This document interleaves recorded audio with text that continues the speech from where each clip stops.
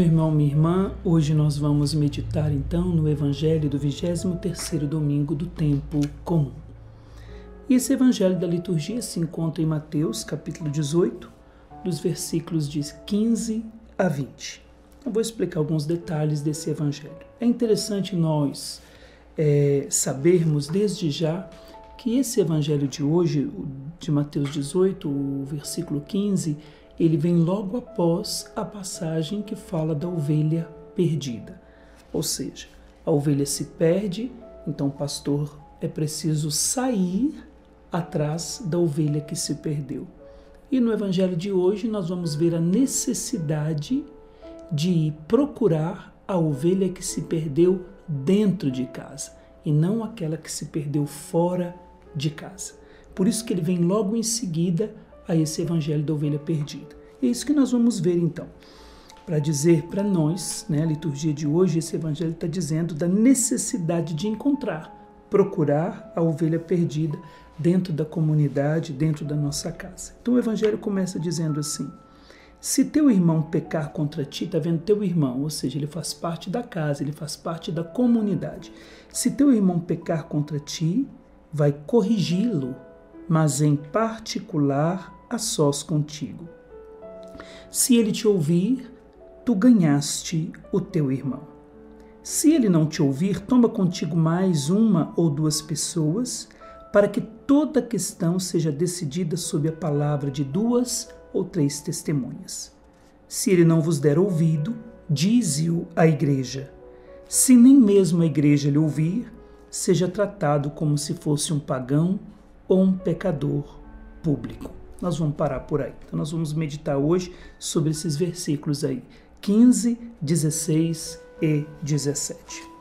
Essa palavra no versículo 15, se teu irmão pecar, a palavra pecar significa aqui no grego errar o alvo, fazer mal. Então, ou seja, se o teu irmão ele fizer o mal contra ti, se ele errar o alvo e acertar em mim, em você, o que é preciso fazer? A palavra está dizendo para nós que é preciso corrigi-lo.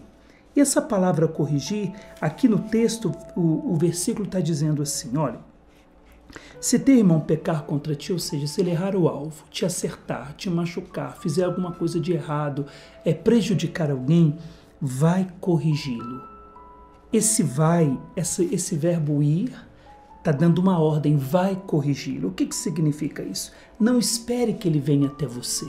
Vá você até ele, ou seja, antecipe-se na caridade e vá até esse irmão. A palavra corrigir aqui no grego desse versículo bíblico significa, poderia ser traduzida, como está aqui, corrigir, repreender. E no grego significa então testar, provar, pesquisar, para ver e ter certeza que errou. Então o irmão dentro da casa, dentro da comunidade, cometeu uma falta, um erro, fez alguma coisa de errado, a palavra está dizendo, antecipe-se na caridade, vá até ele para corrigi-lo, mas essa palavra corrigir não é corrigir de qualquer maneira. Primeiro é preciso então testar, provar e pesquisar para ver se realmente a pessoa errou e não ir a partir daquilo que se ouviu. Então, é uma pesquisa para ter certeza. E ainda, logo, interrogar com o objetivo de convencer e refutar seu erro. Ou seja, provar que a pessoa estava errada. Então, esse corrigir aqui, o significado dessa palavrinha no grego, porque esse evangelho é o evangelho da correção fraterna. Então, ou seja, ao mesmo tempo que a palavra corrigir no grego, ela traz para nós que é preciso, então, testar, provar, pesquisar, com o objetivo de convencer e refutar o erro, ao mesmo tempo ela traz também o significado de trazer com convicção à luz. Então, o que é a correção? Eu vou até o outro, uma vez que eu já pesquisei, que eu testei, que eu constatei o erro, eu vou até o outro, sem esperar que ele venha até a mim, eu vou até ele, me antecipando na caridade, com convicção de tirar o irmão das trevas e trazê-lo para a luz. A minha luz? Não, a luz da verdade, que é Jesus Cristo. Então eu vou até ele e o trago com convicção à luz. Isto é corrigir, ou seja, trazer de volta à luz e não deixá-lo nas trevas. Só que para fazer essa correção é preciso ter uma intenção. E qual que é a intenção revelada por Jesus nesse evangelho? A intenção é sempre ganhar o irmão. Ou seja, Santo Agostinho vai dizer que ganhar o irmão significa que sem você ele estaria perdido. Ou seja, corrigir, vai dizer Santo Agostinho, é um ato de amor, de caridade, de procurar a ovelha perdida. Então eu vou até o outro, me antecipo, trago com convicção a luz, com intenção de ganhá-lo, porque se eu for corrigir alguém com intenção de me vingar, porque o que ele fez gerou um sentimento de raiva em mim, se eu for até o outro corrigi-lo para me vingar, é como um pai e uma mãe quando corrige o filho, é uma maneira pedagógica. O pai ou a mãe corrigem o filho não para se vingar do filho, mas para tirá-lo do erro e trazê-lo à luz. Sempre com a intenção de educar, sempre com a intenção de ganhar, sempre com a intenção de colocá-lo novamente sobre os trilhos, ou seja, no caminho certo. Essa deve ser a nossa intenção. Então, quando a palavra de Deus me diz que é preciso ir corrigir, eu devo ter como intenção primeira ganhar o irmão, ganhá-lo dentro da comunidade, trazê-lo de volta para o coração da comunidade e não perdê-lo com a minha correção. O grego também traz como significado dessa palavrinha aí, ganhar, significa aqui no grego, ganhar para o reino de Deus. Então, todas as vezes que eu for corrigir alguém, um irmão dentro da comunidade, procurar o irmão dentro da comunidade, porque ele desviou-se do caminho, eu preciso então, já que ele pecou, resumindo, já que ele errou o alvo e fez alguma coisa de errado, eu preciso ir, me antecipar no amor, na caridade, corrigi-lo com intenção e convicção de trazê-lo de volta para a verdade, de volta para a luz, tirá-lo do erro e da mentira, com a reta intenção de ganhá-lo para o reino de Deus, tirando do meu coração todo tipo de vingança e todo tipo de desconfiança. Então o que eu preciso fazer? Primeiro eu preciso me esvaziar dos meus sentimentos, se aquilo me causou raiva, revolta, eu preciso orar, buscar em Deus um esvaziamento do meu coração para que eu tenha reta intenção. É assim que Deus faz. Mesmo que a correção cause tristeza no primeiro momento, ela precisa trazê-lo para a luz, para a verdade, ganhar o irmão. Então, a minha intenção deve ser sempre essa, ganhar o irmão. Se nós pegarmos aqui em Levítico, nós vamos ver porque a palavra de Deus diz assim: se ele não te ouvir, se ele te ouvir, tu ganhaste o irmão. Então, ou seja, vai em particular, a sós, sozinho, se antecipe no amor, vai, converse e corrige. Se ele não te ouvir, toma contigo mais uma ou duas pessoas, para que toda a questão seja decidida sob a palavra de 2 ou 3 testemunhas. Então nós temos aqui em Levítico capítulo 19, versículo 17, diz assim: não guardes no coração ódio contra teu irmão. Repreende teu próximo para não te tornares culpado de pecado por causa dele. Então eu preciso, para que eu não me torne culpado do pecado dele, do erro dele, já que eu vi, já que eu constatei, já que foi testado, eu pesquisei, é preciso agora então não guardar ódio no coração, mas ir até o irmão e corrigi-lo, com desejo de trazê-lo de volta. Porque se o desejo não for, se a intenção não for trazer o irmão de volta, é melhor não ir. Se a intenção for a vingança, é melhor não ir. Se a intenção é mostrar simplesmente que o outro está errado, para humilhar o outro, para subjugá-lo, para aquilo que eu já disse, humilhar, subjugar, ou ao mesmo tempo simplesmente para dizer eu estou certo e você está errado, é melhor não ir. A intenção é devolvê-lo para a verdade. A intenção é ganhá-lo. A intenção é trazê-lo de volta para a luz. Então nós temos aí alguns degraus, 4 degraus para a correção fraterna. O primeiro degrau é ir sozinho. Ou seja, eu me revisto das vestes do amor, da caridade de Cristo e vou até o irmão. O segundo é buscar 1, 2 ou mais testemunhas para ir comigo. E por que 2 ou mais testemunhas?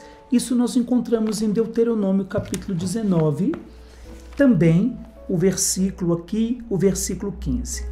19 e 15. Qualquer que seja o delito ou pecado, não se admitirá contra alguém uma testemunha apenas. A sentença se apoiará na palavra de 2 ou 3 testemunhas. E por que 2 ou 3 testemunhas? Já que ele não me ouviu, por que eu devo levar 2 ou mais testemunhas? Porque, na verdade, a palavra de Deus não está dizendo que 2 ou mais testemunhas é para humilhar o irmão. Pelo contrário, é para protegê-lo. Quando eu vou sozinho, pode ser que a verdade, eu me torno detentor da verdade. Quando eu vou sozinho, significa que eu sou o dono da verdade. E o irmão pode perceber que, será que todo mundo pensa como eu estou pensando? O irmão errou, eu fui corrigi-lo. Na cabeça do que errou, ele pode dizer, aquele que está me corrigindo, será que ele está com a plena verdade? Será que realmente é tudo isso? Então, quando eu levo 2 ou mais testemunhas, está dizendo que aquelas pessoas também trazem com elas a verdade. Então é mais fácil convencer o outro, ou seja, é para confirmar a verdade e proteger aquele que errou. Para que aquele que corrige não se ache dono da verdade, pois a mesma está com mais pessoas que já analisaram o ocorrido. Aí o versículo 19 vai dizer assim, de novo, eu vos digo, se 2 de vós estiverem de acordo na terra sobre qualquer coisa que quiserem pedir, isso vos será concedido por meu Pai que está nos céus. Ou seja, quando eu levo 2 ou 3 testemunhas, eu consigo convencer o outro, porque o outro vai perceber realmente essa verdade está com mais pessoas.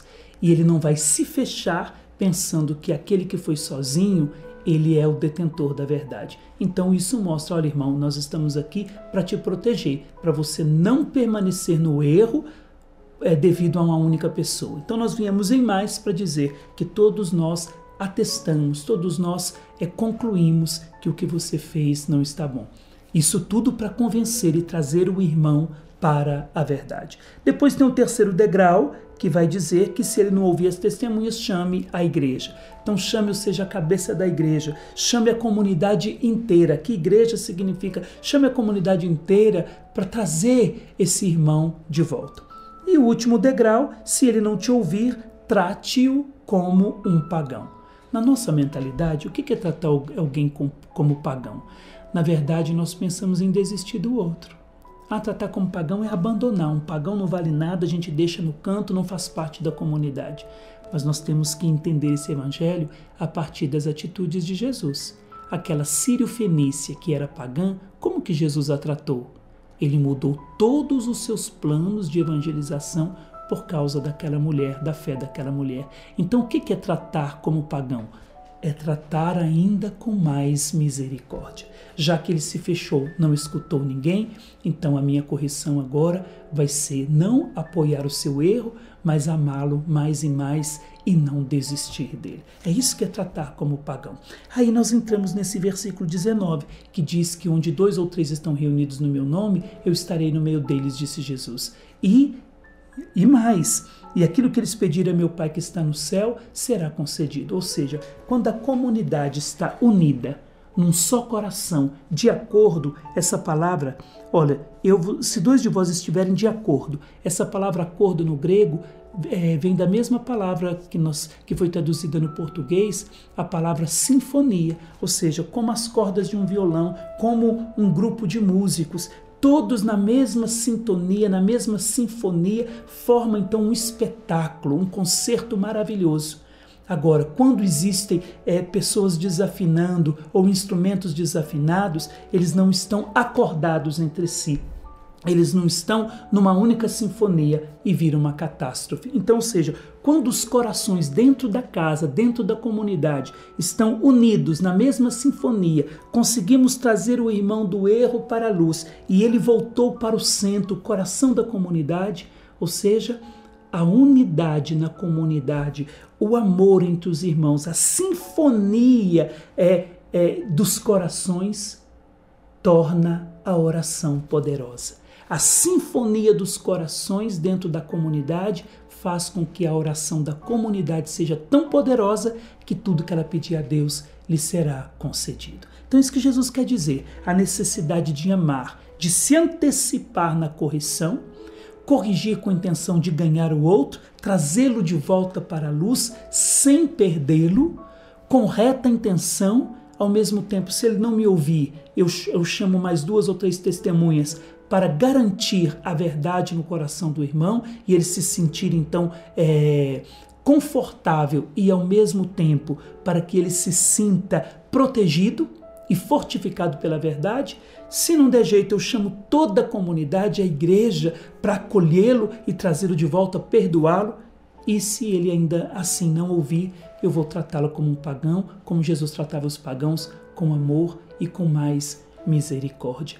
Assim, a minha oração, não minha oração pessoal apenas, mas a minha oração comunitária terá tanto poder que ela alcançará do Pai tudo aquilo que ela pedir. É isso que pedimos ao Senhor nesse domingo. Você que é pai, você que é mãe, você que mora em comunidade, você que é um consagrado, você na comunidade igreja, nas pastorais em movimentos, seja onde for, que nós tenhamos a coragem de corrigir de acordo com o Evangelho, sem respeito humano, e que tenhamos também a humildade de ser corrigidos com a intenção de sempre ganhar o outro e de voltar também para o coração da comunidade, porque assim uma comunidade unida, a oração se torna poderosa. Uma família unida na mesma sinfonia, a oração se torna poderosa, alcançando tudo como nos diz o Evangelho do Pai. É isso que nós pedimos ao Senhor, que a sua igreja, numa mesma sinfonia, na mesma união dos corações, possa alcançar de Deus aquilo que nos é necessário. Que Deus abençoe você.